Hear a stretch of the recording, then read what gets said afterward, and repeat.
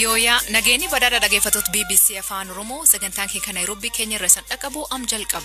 Qophiitiin tarraa keessatti Jawar Muhammad Baqqala Garbaa Hamza Booranaaf Shamsuddin Xahaan mamurtiitiin dhiyaan oolmaa dhaddachaa isanitti himne. Naannoo Tigraay Maayikadraatti namoota nagaa dhibja ol ajjeefaman jedhu Komishinii Mirga Namoota Itoophiyaa. Namootni ajjeefaman hedduudha. Tilmaamni keenya namootni 600 fi sanaa ol ta'an akka ajjeefamanidha. Ragaan nuti yeroo gabaabaa keessatti walitti qabne. Ibsa Amnesty International waraan Tigraay irraa kennee qabannee jirra. Dubartii Itoophiyaa kan addaatti ajjeefamte maatiin maal jedha? Ergumaatti deemtee ishii waliin namicha amma ishee ajjeese kana wajjin hiriyaa ta'anii ture wanta jedhamudha jennee hiriyaa turanii sadiin dura wal lolanii bakka. Oduu biraallee harka isanii qabna maqaan kee Asli Galgalooti nu waliin tura. Itoophiyaatti gariin labsii yeroo muddamaa naannoo Tigraay ilaalchisuun odeeffannoo qulqulleessuu waamichi ministeerii muummee Itoophiyaa Dr. Abiy Ahmed taasisaniin poolisoonni naannoo Tigraay hedduun karaa naannoo Affaar harka kennachaa jiru jedhe. Dr. Abiy poolisii naannoo adda Tigraay fi TPLF isaa xumuraaf harka kennatan sa'aatii 72 kennee ture. Haa ta'u malee pireezidantiin naannoo Tigraay waamichi kuffisuun waraana akka falmatan dubbatan. Dr. Dabratsiyoon Gabra Mikaa'el ibsi mootummaa magaala Maqalee marsinee jirraa jedhu dharaa jedha. Gaanfa Afrikaatti dhaabbatni Amnesty International waraanichi jiraatota jidduutti gaggeeffamuu akka hin qabne akeekachiise. Gaanfa Afrikaatti qorata Amnesty International BBC'n dubbisee Fiisa Takalee akkan jedha. Waraanichi gara Maqaleetti dhiyaachaa akka dhufe qaamoleen lamaan wal waraanan ibsa kennaa jiru. Dubbii himaan humna ittisaa Itoophiyaa jiraattotni Maqalee naannicharraa akka of qusatan yoo akkas hin taane araarri goonuu hin jiru jechuun ibsa nama yaaddessu kennanii ture. Gama kaaniinis ibsi kennamu jira. Ibsi amma baasne akeekkachiisa qaamolee lamaaniif kennamedha. Magaalittii keessa jiraattota baay'eetu jira waan ta'eef waraanni kun miidhaa guddaa akka hin finneef hubachiisuuf. Waraana kana keessatti naannoo lammiilee nagaan jiraatanitti boombii madfii fi moortarii gurguddoon haleeluu akka hin qabne dabalataan naannoo manneen jireenyaa manneen amantaa fi hospitaalota buufata waraanaa fi waraanaaf kan oolan fayyadamuu akka hin qabne hubachiisne. Meeshaalee waraanaa bakkeewwan bal'aa haleeluu danda'an fayyadamuu akka hin qabnes ibsineerra. Waraanni erga jalqabee tajaajilli bilbilaa fi intarneetii waan hin jirreef qaamni balleessee akka deebisuuf gaafanneerra. Kana malee hanqinni nyaataa qorichaa fi bishaanii akka jiran hubatama. Waraanichi yeroo godhamu kanatti jiraattotni tajaajiloota kanneen argachuu akka qaban gaafanne.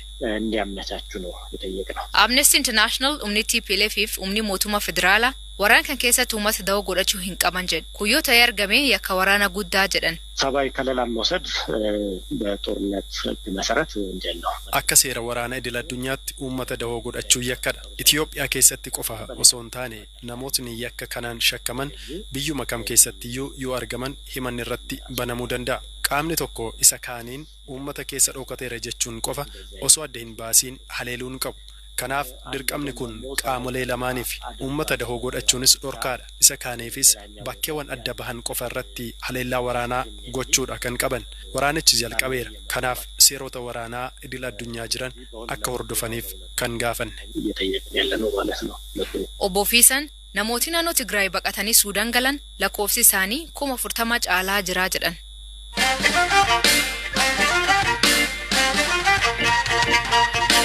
Komishinii Mirga Namoota Itoophiyaa naannoo Tigraay magaala Maayikadraa keessatti namooti sababa Amaaraa 600 ol ajjeefamee jedhee ibsi baase. Yakka kan qorachuuf komishinii nama 4 gar magaalichaa ergee sadassa 4-9 qorannoo gaggeessuu hima. Qoranichi magaala Maayikadraa Gondar Abraha Jirraa Sanjaa fi Humeera socho'uun akka gaggeesse hima. Maatii miidhamtoota hospitaalaaf namoota ilaan arganirraa raagaa walii qabuu hima.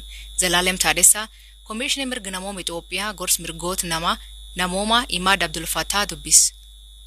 Walitti bu'iinsa humna addaa naannoo Tigraay fi waraana federaalaa jidduutti uumame hordofuudhaan magaala Maayikadraa jedhamtutti namoota siivilii ta'an irratti adda dureedhaan gumii dargaggoota Saamrii jedhamuu fi deeggarsa poolisoota akkasumas milishootaatiin namoota nagaa namoota hidhannoo hin qabne irratti yakkii ajjechaa bifa garagaraatiin akka raawwatamedha ragaan nuti arganne kan argisiisa. Namoota meeqatu ajjeefame akka qorannoodhaan bira geessanitti? namootni ajjeefaman hedduudha.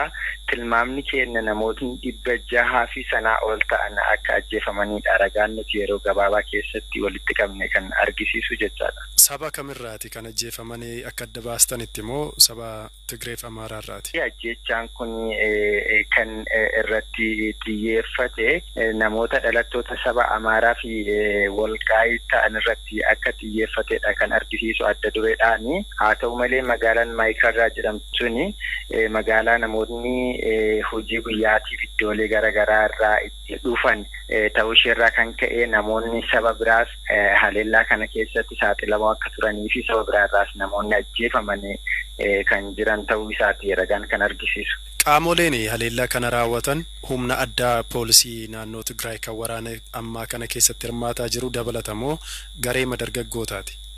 Ragaan nuti arganne akka argisiisutti keessattuu namoonni miidhaan irra ga'e maatiin miidhamtoota namoonni yeroo yakki kun raawwatamu iddoo san turan hedduun isaanii kan ragaa bahani. Yakki kun kan raawwatame adda dureedhaan dargaggoota walitti gurmaa'an saamdi jedhamanii kan beekamanii dargaggoota kanaan kan raawwatame ta'uu isaati adda dureedhaani. Haa ta'u malee milishoonni magaalaatii fi poolisiin magaalaa sanii yeroo yakki kun raawwatamu bifa garagaraatiin haguuggii kennaa fi akka turanidha ragaan argame kan argisiisu jechaadha.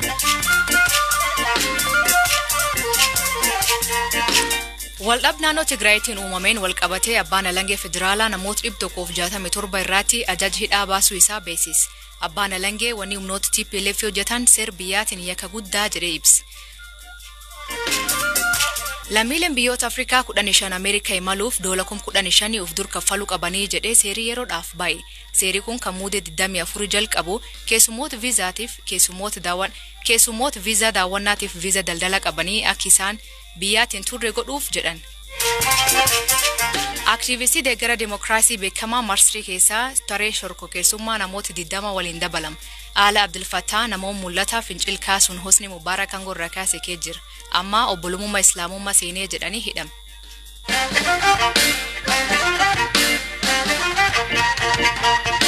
Mani murtii olaanaa federaalaa dhimdhoowwa qabeenyaa obbo Jawar irratti ibsa gaafate. Jawar Muhammad Baqqala Garbaa Hamza Booranaaf Shamsuddin Xahaan dhaddacharraa irratti hin argamne.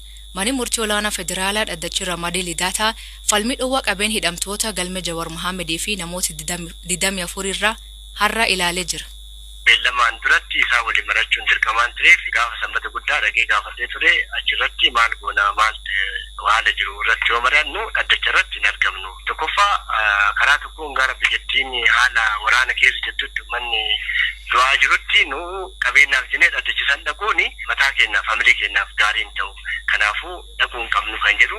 Lammaffaan ammoo akka waan guddaati kan kaasan maali yeroo ammaa biyyattiin waraana keessa jirti. Waraana kana keessatti nu diina keessaallee kaalaallee hin qabna. Kanaafuu yeroo kana keessatti dhorka yookaan eegumsi godhamullee amansiisaadha jennee waan amanneef kana keessatti osoo balaan tokko nurra ga'e yookaan balaan nurra gahuu dhiisii yaaliin odoo godhame biyya tana keessatti rakkoon guddaan waan uumamuuf kanaafi naga ummataatiif jecha caalattu naga ummataatiif jecha dhaddacha irratti argamuun barbaachisaa hin ta'uun qabu kan jedhuun akka nutti manii turani akkaatuma kanaan adaga namoodhaan dhiyaanne manni adabaallee yookaan bulchiinsi mana adabaallee kanuma akka dhiyaatuuf hayyamaan ta'an kan ibsan yoo ta'e lolii dhaddacha irratti kanuma ibsinee dhimma qabeenyaa wajjin wal qabatee kanaan dura iyyannoo iyyatanii turanii dhorkaan yaakoo jedhanii isarratti manni murtichaa maal murteesse? Manni murtii murtaan clarification yookaan waan qulqullaa'uu qabu iyyannoo adda addaa kan sirreessaa dhiyeessan hundana fakkeenyaa fi waliigaltee mana jireenyaa wadaatu yookaan mana wadaate waliigalteen kun dhiyaachuu qabaata jedhanii mana barnootaa ijoolleef kan falamu yoo ta'e taate kanaaf kan gaafatame yoo taate mana barnootaa kanaaf hagam akka kafalamu kun addaan bahee dhiyaatu kan jedhamu ta'e haa ta'u malee nu armaan durallee dhiyeessinee jira manni murtii nu ilaalu jenneera.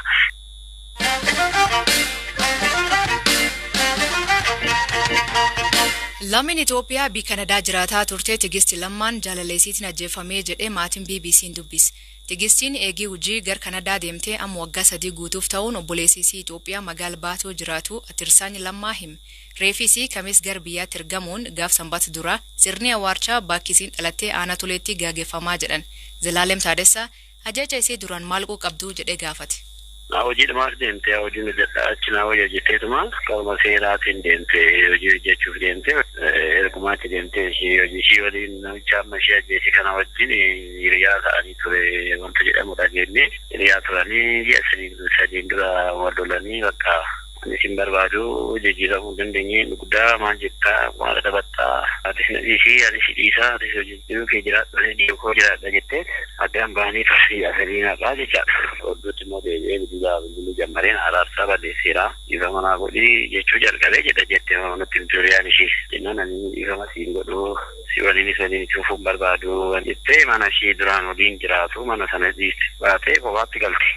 Dura mana tokko jiraataa turanii?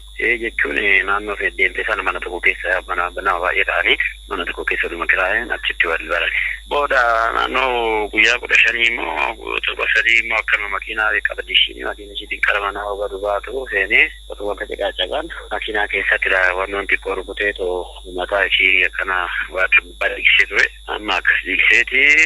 Bakka mana yaalaa deemtee yaalamtee namicha kanaa maalatti hin tolle yaalisaa bilbileetti sibiila naa kaasuu didde jedhee ana bira bilbileen ajjeesa jedhaa mana poolisii deemneet poolisiitti himnaa jettee jechaanii turte wayriyaan ishee jechaadha. Ta'uu bakka hojii afaan dhufee diliin koona jalaa badaa isaasoo akkas waan biraatti poolisiin beekee shaggaan nun ta'uu nuuf gaafasi dhiisi maal fidaa jechaa turte jedhan hiriyaan.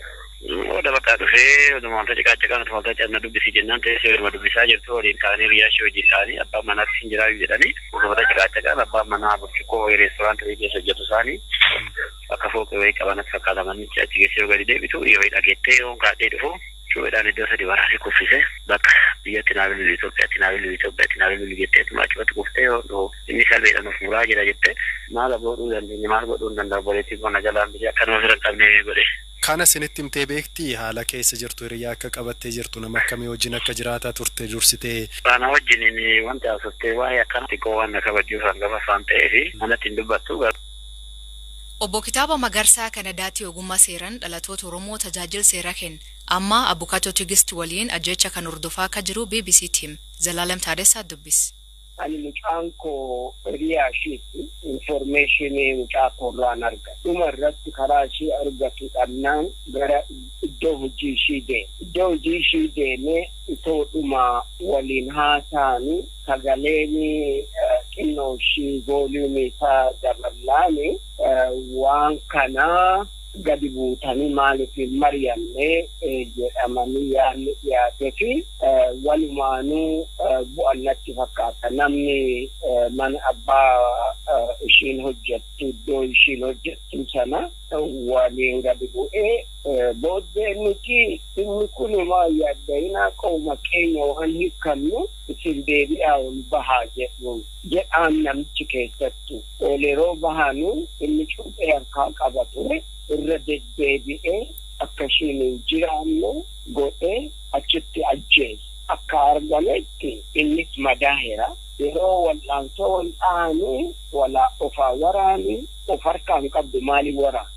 Isumatu edda ishee ajjeese booddee of ajjeesuudhaaf of waraane natti fakkaata. Egaa amma formaalii charge godhaniira with murder.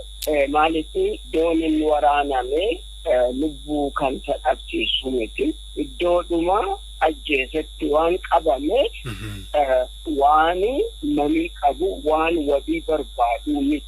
Yaada kenneeruun qabu sana booda akka ajjeese yookaan maal tokko uumaa yaadan kennine. Dhaggeeffattoota keenya sagantaan keenya qibxaataa ganumaa waan waliin turtaniif galatooma isiniin jedha. Oduu dabalataa website keenya BBC News Afaan Oromoo irra dubbisa. Karaa miidiyaa hawaasaa Facebook keenya BBC News Afaan Oromoo hordofaa walii qooda. Qopheessan sagantaa kanaa Zalaalem Taadessaa anka isanii dhiyeesse Asli Galgaloo jedhama. Agbori saatii agana nagaa waaqa kee bulaa.